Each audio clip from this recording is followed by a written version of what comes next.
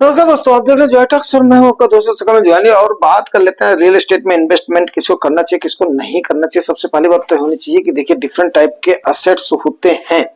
और एक बात आपको बताऊं कि ये बड़ी प्यारी सी कोट है कि अपने सारे अंडे एक बास्केट में हमने नहीं रखने चाहिए।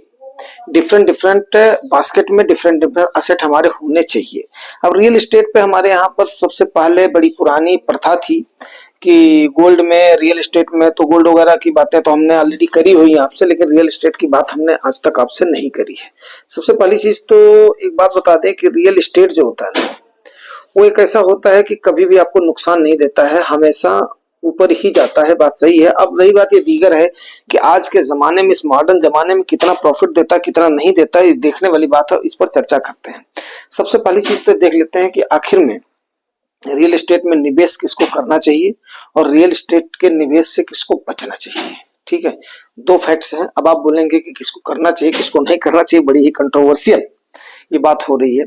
तो सबसे पहली बात मैं आपको एक बात बताऊं कि आज के जमाने में जो है ना, कि आबादी बढ़ रही है, जमीन नहीं बढ़ रही है। तो जमीन में कभी भी इन्वेस्ट करना घाटे का सौदा नहीं होता है। जैसे कहीं कई जगह पर होता है कि उसमें घाटा लग गया, तो जमीन में आप ये नहीं समझेंगे कि आने वाले समय में आपका घाटा लगेगा। अब बात दीगर है कि प्रॉफिट देगी कि नहीं देगी, वो अलग बात हो गई है। अब वो डिफरेंट एरिया पर, डिफरेंट लोकेशन पे, डिफरेंट जगह पे कौन सी प्रॉपर्टी आप ले रहे हैं उस पर डिपेंड करता है। और एक बात आपको मैं बताऊं कि अगर आप रियल एस्टेट में इन्वेस्ट करने, इन्वेस्टमेंट पर्पज से, देखिए दो चीजें हो गई। एक तो आपको जो आपका, अगर आपको घर बनवाना है, वहां पर रहना है, तो सबसे पहली चीज वहां पर आपका एक होम के लिए जमीन लेने में कोई भी बुराई नहीं है। मैं फ्लैट की बात नहीं कर रहा हूं।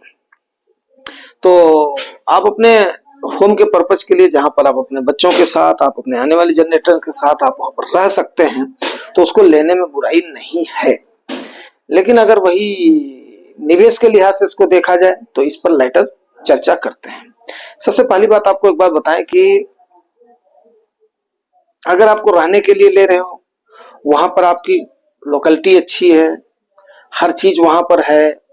हर चीज मीन्स क्या है, आपके बच्चों के लिए एजुकेशन की सुविधा है, हॉस्पिटल की सुविधा है, कनेक्टिविटी अच्छी है, लोकेलिटी अच्छी है, तो वहां पर आप उसको ले करके रहने के पर्पज के लिए आप ले सकते हैं और उस पर अपना मकान बनवा सकते हैं और उस पर आप अपने बच्चों के साथ आप रह सकते हैं। इसमें कोई बुराई नहीं। लेकिन सबसे पहले आपको चूज करना होगा कि आपने रहना कहां पर है आज के इस परिप्रेक्ष्य में।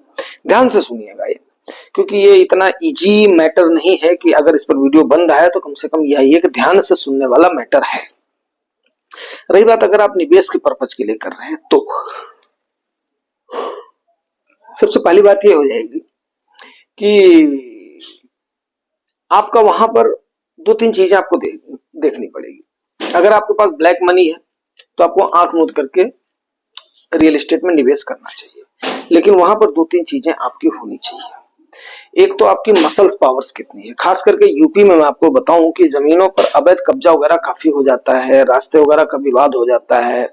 तो जमीन आपका इस टाइप से होना चाहिए कि ताकि वहां पर आपका कोई भी उस टाइप का कब्जा ना कर सके। और अगर आपके पास ब्लैक मनी, सीधी सी बात है, अगर आपके पास ब्लैक मनी है, भाई हमारे पास तो नहीं है ब्लैक मनी, मैं सीधी और सिंपल सी बात बताऊं कि हमारे पास ब्लैक मनी नहीं है।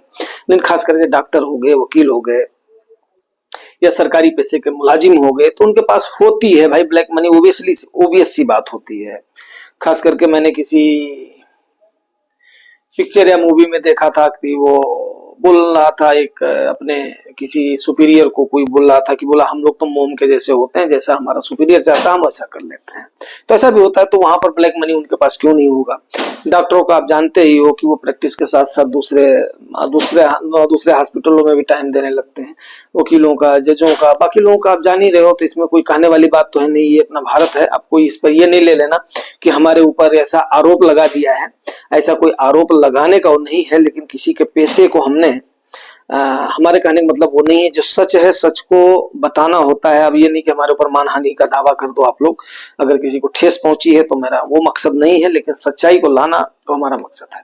अब जिनके पास अगर है तो आप उन चीजों को आप लोग कर सकते हो। भाई देखो, जिसके पास एनएसटी है उसके पास नंबर 1 का पैसा, वो अपना जो है टैक्स दे रहा है, ये कर रहा है, ठीक है ना। तो उसमें से बहुत सारे लोग हैं, बहुतायत लोग हैं, ठीक है। अच्छा, अब इसके बाद में आपका सबसे पहला क्या हो गया, ब्लैक मनी अगर है तो आप आंख मूंद करके कर सकते हो। दूसरा क्या है, मसल्स पावर आपकी होनी चाहिए। तीसरा क्या है कि आपकी कानूनी अप्रोच भी होनी चाहिए कि ताकि कोई भी बात होने से आप वहां पर निपट सकें। तो इस टाइप से है तो आप वो रियल एस्टेट में आप निवेश कर सकते हो। सबसे पहले तो ये हो गया। अब रही बात इसको अगर आप इस पर्पस से कर रहे हो कि उससे आपको गेन कितना मिलेगा, तो देखो घर से कोई भी गेन की उम्मीद नहीं करी जानी चाहिए। घर एक आपका इमोशनल बॉन्डिंग होती है, वहां पर आपको एक शेल्टर मिलता है। कहीं से भी कुछ भी करके आ रहे हो, काम धाम करके आ रहे हो, तो बारिश से, धूप से, एक्सेट्रा से वहां पर एक बचाव होता है, वहां पर आपका परिवार रहता है, तो उससे एक इमोशनल बॉन्डिंग होती है। तो घर इज ए सेपरेट थी। बट बाकी जगह पर अगर आप निवेश कर रहे हैं तो वहां पर क्या होता है कि आपको उससे यील्ड कितनी मिल रही है, ठीक है। अब उस यील्ड को सबसे ज्यादा क्या होता है कि वो आप ये डिसाइड करेंगे कि देखो आपको एक बात बता दूं कि इन्फ्लेशन से तो आपका जमीन बीट कर जाएगा, लेकिन आपको असल में उतना ही मिलेगा जो कि आपको बिल्कुल सेविंग अकाउंट में जो इंटरेस्ट मिलता है उतना ही आपको मिलेगा, ठीक है। तो जमीन वगैरह में निवेश करने से पहले इन सारी बातों को गौर कीजिएगा। कोई किस पैसे का किसका नहीं, मैं एक बार फिर क्लियर कर दूं, मेरा किसी को हार्म पहुंचाना नहीं था, लेकिन जो सामाजिक प्रचलन है, समाज की जो रीतियां हैं, समाज में जैसा लोग कहते हैं, वो समाज की बात मैंने बोली है, ना कि कोई अदरवाइज बात बोली है। तो अगर कुछ आपको अगर किसी को ऐसा लगता है तो फिर ठीक है। अब लास्ट में यही होता है कि भाई अगर कोई ज्यादा रेज करेगा तो फिर हमें वीडियो को वो करना पड़ेगा, डिलीट करना पड़ेगा, ठीक है। तो रियल एस्टेट एक इंपॉर्टेंट सेक्टर है और इस रियल सेक्टर के बारे में बताना आपको जरूरी था, खास करके अगर आप यूपी के हैं, क्योंकि यूपी में हमने ऐसा बहुत सारे लोगों का देखा है। मेरे एक जानने वाले थे, उनकी एक प्लाट उन्होंने लखनऊ में रजिस्ट्री करवाई थी, तो उन्होंने मुझे खुद ही बताया था कि उसकी डबल रजिस्ट्री हो गई थी। बेचारे लास्ट में अटक गए। फिर उसके बाद में उन्होंने दोबारा लोन लेकर के रजिस्ट्री करवाया, फिर उस पर मकान बनवाया, अभी भी वो उसके लिए मुकदमा लड़ रहे हैं। तो ऐसी चीजें अगर कहीं पर भी आदमी फंस जाता है तो वहां पर ये सारी चीजें जो हमने आपको बताई हैं ये आपको बहुत सारी काम आएंगी, ठीक है। दूसरी चीज, आप कभी भी आप ये देख लीजिएगा कि इक्विटी से ज्यादा आपका रियल एस्टेट कभी भी आपको रिटर्न नहीं देगा। लेकिन हाँ, अगर आप टेस्ट को चेंज करना चाहते हैं या आप थोड़ी सी बिल्कुल एकदम से सेफेस्ट गेम खेलना चाहते हैं तो आप इसमें जा सकते हैं, रियल एस्टेट में जा सकते हैं, ठीक है ना। लेकिन वही एक रियल एस्टेट की जो कमी होती है, वो कमी सबसे बड़ी आपको अभी मैं इसकी अच्छाइयां बताई तो अब आपको कुछ कमियां भी बता देता हूं। सबसे बड़ी कमी क्या होती है कि इसमें आपको बल्क का अमाउंट चाहिएगा होता है, ठीक है। तो बल्क अमाउंट चाहिए होता तो आपका जैसे मान लिया आपका टैक्स पे किया हुआ पैसा है, आपका पैसा है, तो उसके बाद में आपका क्या होगा कि वो आपका पैसा ब्लॉक हो जाएगा। ब्लॉक होने के बाद में आपको कल को एक जरूरत पड़ेगी तो आप उसका एक टुकड़ा तो उठा करके बेच नहीं दोगे। और जमीन का सौदा होने में 2 साल 3 साल 4 साल लग जाता है, खास करके जितनी बड़ी प्रॉपर्टी है ना उसका सौदा होने में उतना ही टाइम लग जाता है। तो ये बात आप लोग पक्का ध्यान रखिएगा। जमीन का सौदा आपके जरूरत के समय पर आप ये सोचो तुरंत बिक जाएगी तो मेरे ख्याल से नहीं बिक पाएगी, फिर औने पौने दाम पर ही जाएगी, फिर आप वहां पर नुकसान उठा जाएंगे, पहली चीज। दूसरी चीज, आपने अगर उस पर घर बना दिया तो आप उससे ये मत सोचिएगा कि आप उससे बहुत ज्यादा कोई इनकम कर लेंगे। आप वहां पर शांति से रहेंगे कैसे? अगर आपको जरूरत पड़ गई तो आप एक बाथरूम को तो बेच नहीं देंगे, आप एक किचन को तो बेच नहीं देंगे, आप एक बेडरूम को तो बेच नहीं देंगे। तो इक्विटी में क्या है कि आपको आजकल तीसरे दिन पैसा आकर के आपके अकाउंट में क्रेडिट हो जाता है।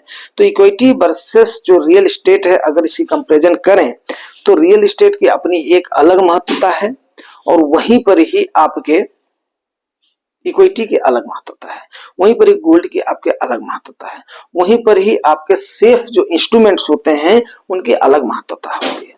अब डिपेंड ये करता है कि आप उसको, आपके पास पहली बात तो जो है पैसा कितना है, सबसे पहले तो ये डिपेंड करेगा। दूसरी चीज क्या है कि आप उसको कितना टाइम दे पाएंगे। तीसरी चीज क्या है, आप उसको किस पर्पज से ले रहे हैं। तो ये सब आपको खुद डिसाइड करना पड़ेगा, ना कि कोई दूसरा जुगाई टॉक्स आपको डिसाइड करने के लिए नहीं आएगा। फिर भी हमने आज कुछ ऐसा पैसा उठाया है।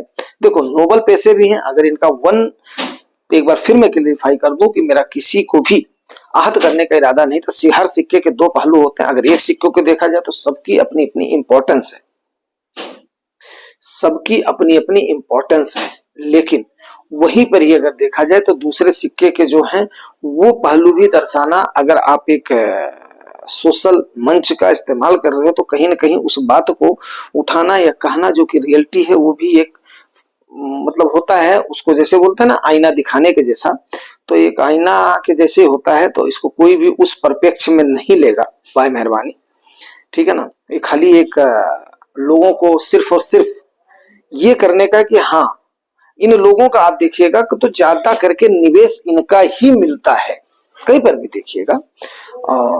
बाकी तो भाई जो और बड़े बड़े वो हैं, माल चला रहे हैं, वो चला रहे हैं, वो चला रहे हैं, उनकी बातें अलग हो गई, वो कैसे करते हैं क्या करते हैं उनकी अलग हो गई। अब उतना ना तो हमारे पास सामर्थ्य है, ना ही उतने सोचने के उतने लेवल तक हम गए नहीं।